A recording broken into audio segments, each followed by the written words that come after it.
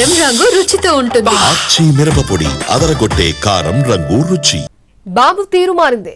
వ్యవహార శైలిలో మార్పు కనిపించింది. తన వాళ్లను నిర్లక్ష్యం చేసుకున్నాననే బాధ ఆయన మాటలో ప్రతిధ్వనించింది. ఇంతకీ బాబులో ఇంతటి మార్పుకు రీజన్ ఏంటి? ఇకపై ఆయన ఎలా ఉండబోతున్నారు? అవును, ఎన్నికల్లో టీడీపీ ఓటమికి కారణం నేనే, మిమ్మల్ని పట్టించుకోకపోవడం వల్లే అలా జరిగింది. అవును, ఈ మాటలన్నది ఏపీ ముఖ్యమంత్రి టీడీపీ అధినేత చంద్రబాబే. మళ్ళీ నేను చేశాను, ఇంకా రాబోయే రోజులు గ్యాప్ రాదు, మీ అందరితో మాట్లాడతాం. గంగాధర నెల్లూరు పర్యటనలో భాగంగా టీడీపీ కార్యకర్తలతో జరిగిన తొలి సమావేశంలో పాల్గొన్నారు చంద్రబాబు. అహాన్ని పక్కన పెట్టి చంద్రబాబు వాస్తవాలు మాట్లాడడం క్యాడర్తో పాటు నేతల్ని ఆశ్చర్యపరిచింది.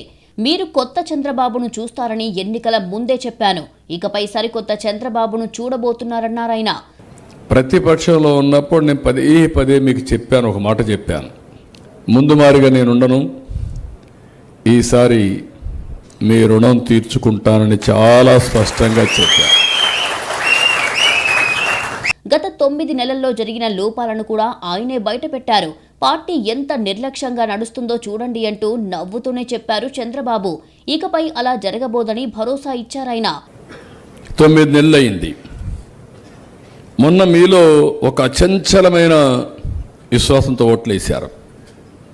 అది చూసిన తర్వాత ఈ 9 నెలల్లో నేను ఆలోచించి ఎన్ని పనులున్నా నేను మీతో ఉండాలి అనే ఉద్దేశంతో ఈ రోజు నుంచి ప్రారంభించా.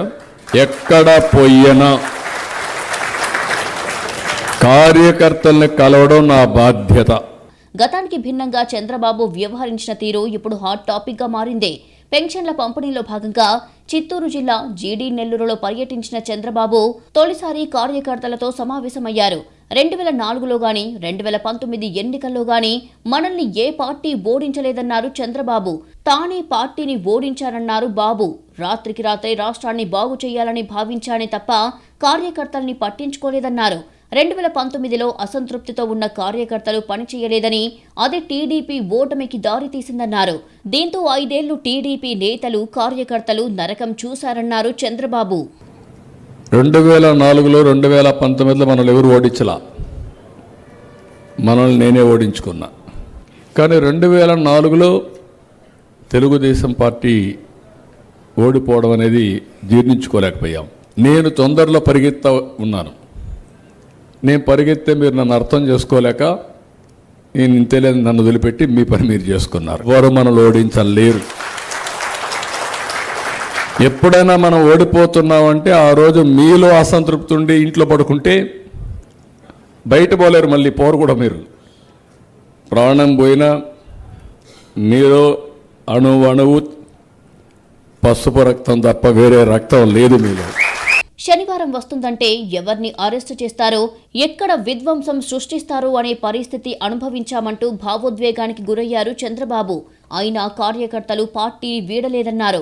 పార్టీ కోసం రక్తం చిందించిన కార్యకర్తలకు అండగా నిలిచే బాధ్యత తనదన్నారు. మీ రుణం తీర్చుకునే సమయం వచ్చిందన్నారు. ఎవరైతే తెలుగుదేశం పార్టీ కోసం రక్తం చిందారో అలాంటి వ్యక్తుల కోసం మనం కూర్చొని ఆలోచించలేకపోయాం. అందుకే మళ్ళీ నేను చేశాను, ఇంకా రాబోయే రోజులు గ్యాప్ రాదు, మీ అందరితో మాట్లాడతాం. పొలిటికల్ గవర్నెన్స్ అన్నాం, ట్రూ స్పిరిట్లో పొలిటికల్ గవర్నెన్స్ ఇచ్చే బాధ్యత నాదని మరొకసారి మీ అందరికీ హామీ ఇస్తున్నాం. తన చుట్టూ తిరిగితే పదవులు రావన్నారు చంద్రబాబు. జనంలో ఉంటే పదవులే మిమ్మల్ని వెతుక్కుంటూ వస్తాయన్నారు. ప్రత్యక్షంగా గాని పరోక్షంగా గాని వైసీపీకి సాయం చేస్తే పాములకు పాలు పోసినట్టే అన్నారాయన. ఎమ్మెల్యేలు, ఎంపీలు సహా నేతలందరి పనితీరుపై ప్రజాభిప్రాయ సేకరణ కొనసాగుతుందన్నారు చంద్రబాబు. ఇకపై నిరంతరం పార్టీ కార్యకర్తలు, నేతలకు అందుబాటులో ఉంటారన్నారు చంద్రబాబు. ఇంతవరకు నేను చెప్పేవాడు మీ అందరికీ, నా దగ్గర తిరగద్దండి, ప్రజలతో తిరగండి, ఈ ప్రదర్శనలు మానేయండి. పదవి మిమ్మల్ని ఎత్తుక్కుంటా రావాలి తప్ప మీరు పదవి కోసం ఆశించకూడదని చెప్పాను. ఇప్పుడు దానికి నేను శ్రీకారం చుడుతున్నా. ఇక్కడ నాకు మిమ్మల్ని ఒకటే కోరుతున్నా,